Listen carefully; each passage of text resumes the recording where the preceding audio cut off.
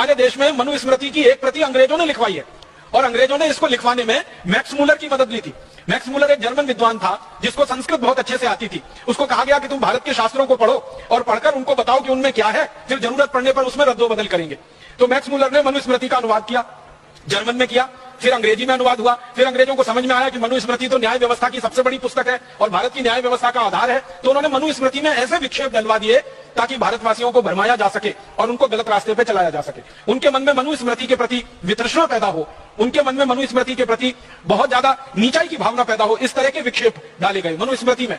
इसी तरह के विक्षेप डाले गए हमारे अन्य बहुत सारे ग्रंथों में। और अंग्रेजों की इसकी बहुत बड़ी टीम थी और बड़े भारी लोग इस काम में लगे हुए थे। कोई साधारण अंग्रेजों ने यह काम नहीं किया है। मैं नाम ले लूं अगर, तो एक अंग्रेज का नाम सबसे ज्यादा ले सकता हूं। विलियम हंटर नाम का एक अंग्रेज हुआ करता था जिसने सबसे ज्यादा भारत के इतिहास में विकृति डाली, जिसने सबसे ज्यादा भारतीय शास्त्रों को विकृत किया, जिसने सबसे ज्यादा भारत के पुराने ऋषि महर्षियों के लिखे हुए आप्त वचनों को, वाक्यों को बिल्कुल उल्टा कर दिया।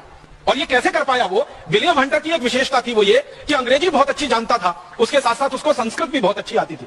तो चूंकि संस्कृत अच्छी आती थी और अंग्रेजी भी अच्छी आती थी, तो भारतीय मूल ग्रंथ संस्कृत में है तो वो पढ़कर समझ लेता था। फिर अंग्रेजी में कहां कहां विकृति करके उसको फिर से बनाना है, आसानी से वो कर लेता था। विलियम हंटर की पूरी टीम थी जिसको कहा गया अंग्रेजों